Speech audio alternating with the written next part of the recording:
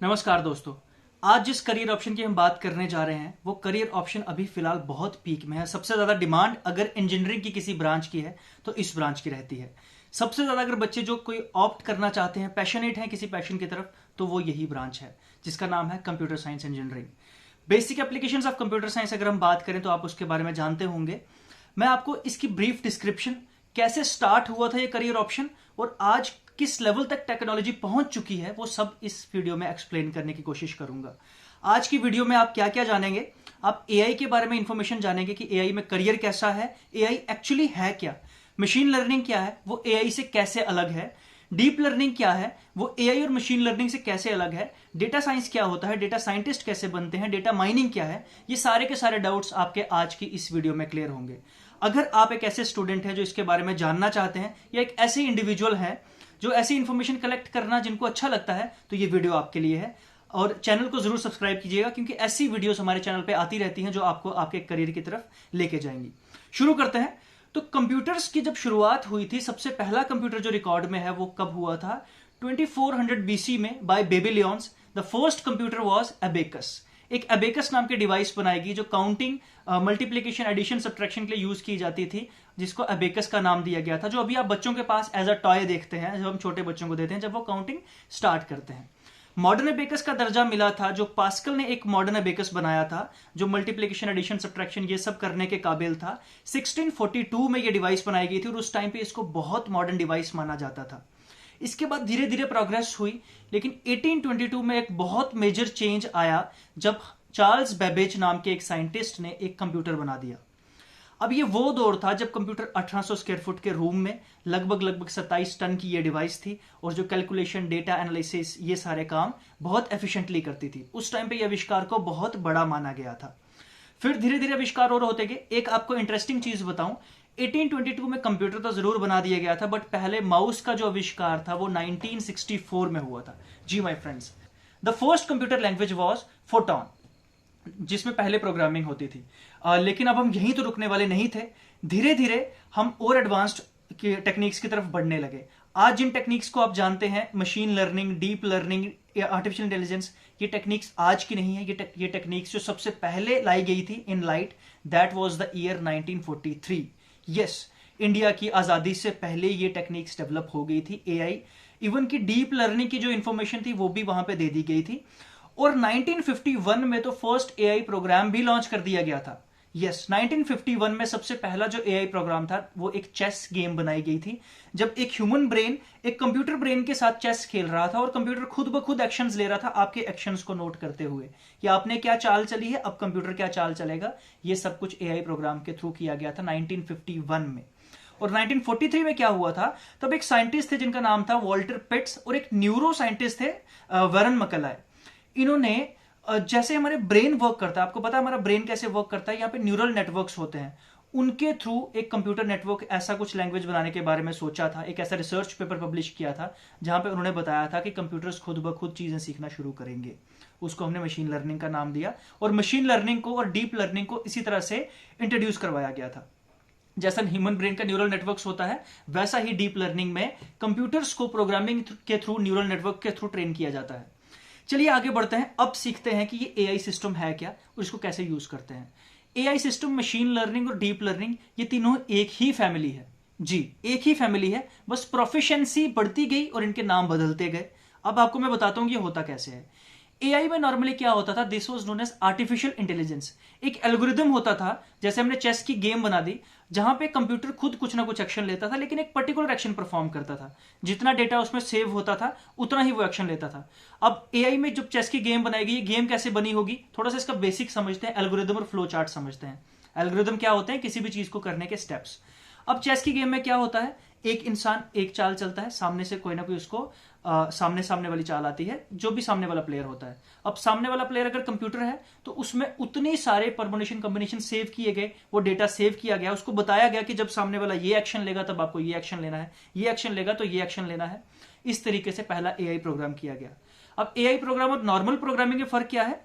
Normal programming में हम calculation, computation ये सब करते थे, जिसमें हम कुछ इनपुट देते थे फिर रिजल्ट आता था। लेकिन एआई खुद ब खुद चीजें परफॉर्म करता था, जितना डेटा हमने उसमें सेव किया होता था या फिर जिस पर्टिकुलर काम के लिए उसको बनाया गया होता था वो काम वो खुद करता था। लेकिन हम यहीं तो रुकने वाले नहीं थे। अब हमारी ह्यूमन ब्रेन ने कुछ और सोचा। अब हम चाहते थे कि मशीनें खुद ब खुद चीजें सीखें। मतलब ऐसा नहीं कि सिर्फ चेस में जितनी चीजें इसको सिखाई गई उतना ही परफॉर्म करे, उसके अलावा भी हमें चाहिए था। क्योंकि एक मैं आपको साइकोलॉजिकल ट्रिक बताता हूं, एवरी पर्सन इज लेजी। हर एक इंसान लेजी होता है, हर एक इंसान थोड़ा सा काम करके ज्यादा रिजल्ट चाहता है। ह्यूमन ब्रेन भी वैसा ही था। तो हमने मशीन लर्निंग को बनाया। अब मशीन लर्निंग क्या है? एआई का ही पार्ट है, बस उसका एक ऐसा सेगमेंट, वो ऐसा एआई प्रोग्राम है जो मशीन को खुद चीजें सीखने के काबिल बनाता है। आर्टिफिशियल इंटेलिजेंस क्या होता है? रियल इंटेलिजेंस को रेप्लिकेट करना। ह्यूमन ब्रेन को हमने रेप्लिकेट किया, लेकिन किसी एक काम के लिए। जो काम उसको सिखाया गया वो काम उसने बहुत अच्छे से किया। मशीन लर्निंग क्या थी? एक ऐसा ब्रेन, एक ऐसी चीज बनाई गई जिसको इस तरह से ट्रेन किया गया था कि जैसे जैसे आपको डेटा मिलता जाएगा वैसे वैसे आप और चीजें सीखते जाओगे खुद ब खुद। तो वो बन गया मशीन लर्निंग।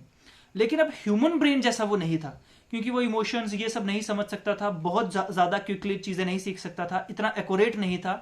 क्योंकि आज की जो टेक्नोलॉजी है, हम बहुत ज्यादा टेक्नोलॉजी पे डिपेंडेंट हैं, हमें बहुत एक्यूरेट चीजें चाहिए। वैसे अगर मशीन लर्निंग की आपको एप्लीकेशंस बताऊं, आप अपना मोबाइल यूज करते हैं, आप अपने मोबाइल को अनलॉक करने के लिए फेशियल जो कैमरा यूज करते हैं, वो फेस लॉक यूज करते हैं, वो मशीन लर्निंग से होता है। आज की जितनी भी मार्केटिंग टेक्निक्स हैं, आप गूगल पे एक चीज सर्च करते हैं, फिर उसी की ऐड आपको इंस्टाग्राम पे दिखती है, उसी की फेसबुक पे दिखती है, ये मशीन लर्निंग से होता है। अब मशीन लर्निंग की बहुत सारी ऐसी और एप्लीकेशंस हैं जो हम डेली बेसिस पे यूज करते हैं। आप एलेक्सा यूज करते हैं, घर में वॉइस कमांड से चीजें चलाते हैं, वो मशीन लर्निंग से होता है। आपका मोबाइल आजकल वॉइस कमांड से चलता है, वो मशीन लर्निंग से होता है। अब मशीन लर्निंग के तो इतने सारे यूजेस आते हैं और ये सब आप धीरे धीरे सीखेंगे। बट अगर आपको इंटरेस्ट है ऐसे किसी प्रोफेशन में जहां पे आप रोज नई चीजें सीखें, रोज नई चीजें इवॉल्व करें, इन्वेंट करें, तो आपके लिए ये प्रोफेशन बहुत अच्छा होने वाला है। एआई का मशीन लर्निंग एक सेगमेंट है जो बहुत एक्यूरेट है। अब थोड़ा सा और इसको आगे बढ़ते हैं। जैसा 1943 में एक रिसर्च लेटर पब्लिश हुआ था जहां पे न्यूरल नेटवर्क्स ऑफ ब्रेन के बारे में बताया गया था।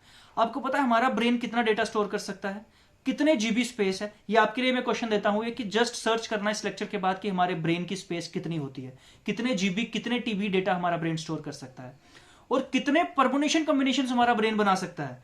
मतलब अगर आप मेरा ये एक्सप्रेशन देख रहे हैं, ऐसा साइन देख रहे हैं, और आपका ब्रेन तुरंत कैलकुलेट करेगा कि मैं क्या एक्सप्लेन कर रहा हूं।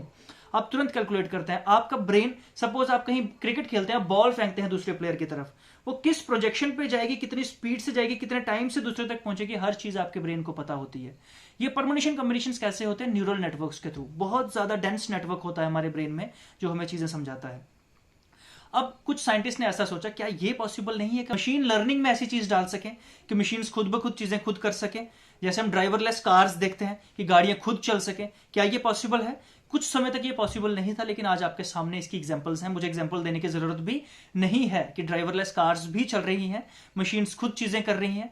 ऐसे रोबोट्स बनाए गए हैं। दुबई एग्जीबिशन में ऐसा रोबोट आया, गूगल ने ऐसा एक रोबोट बना लिया कि जो चीजें खुद ब खुद सीखता है, खुद ब खुद चीजें करने के सक्षम है। अब डीप लर्निंग क्या है?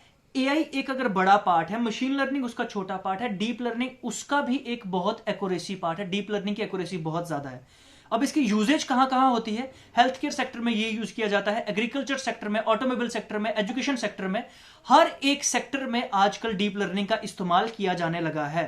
इतने ज्यादा बेनिफिट्स हैं डीप लर्निंग और मशीन लर्निंग के। अब एक चीज आती है जिसमें बच्चे कंफ्यूज होते हैं कि फिर डेटा साइंस क्या है? हाँ, अगर ये सब कुछ एक ही फैमिली है तो डेटा साइंस भी इसी फैमिली का हिस्सा है। फ्रेंड्स, डेटा साइंस इनकी फैमिली तो नहीं, बट कजन बोल सकते हैं। रिश्तेदार तो इन्हीं का है, बट इनकी फैमिली का एग्जैक्ट हिस्सा नहीं है। वो कैसे, मैं आपको बताता हूं। ये सारे जितने भी सेटअप्स हैं, चाहे वो एआई है, चाहे मशीन लर्निंग है, चाहे डीप लर्निंग है, इनको ट्रेन करने के लिए बहुत हैवी डेटा सेट्स चाहिए होते हैं। इनकी ट्रेनिंग के लिए, ताकि ये बहुत एफिशिएंटली प्रोग्राम परफॉर्म कर सके, हमें बहुत ज्यादा एफिशिएंसी जानने के लिए बहुत हैवी डेटा चाहिए। सपोज अगर आपको कंप्यूटर को ये यकीन दिलाना है कि ये गाड़ी है, आपको लगभग 8-10 हजार उसके फोटो उसमें सेव करने पड़ेंगे कि साइड से वो कैसी दिखेगी, लाइट कैसी दिखेगी, यहां से कैसी दिखेगी, वहां से कैसी दिखेगी। जैसे आप जब फिंगरप्रिंट डेटा सेव करते हैं अपने फोन में, तो आपने देखा होगा कि हम कितनी बार फिंगरप्रिंट लगाते हैं। एक बार उसको फिंगरप्रिंट लगाते हैं, फिर थोड़ा अंगूठा ऐसे करते हैं, फिर ऐसे करते हैं, ताकि वो हमारा कंप्यूटर हर एंगल से हमारे अंगूठे को समझ पाए। अब कितना ज्यादा डेटा चाहिए सिर्फ एक फिंगरप्रिंट के लिए। अब अगर हमें एक्यूरेसी चाहिए कि हमारी गाड़ी ड्राइवरलेस बिल्कुल सही चले, किसी को हिट ना करे, ट्रैफिक लाइट पहचाने, ट्रैफिक सिग्नल पहचाने, लेन पहचाने, तो कितना ज्यादा डेटा चाहिए होगा?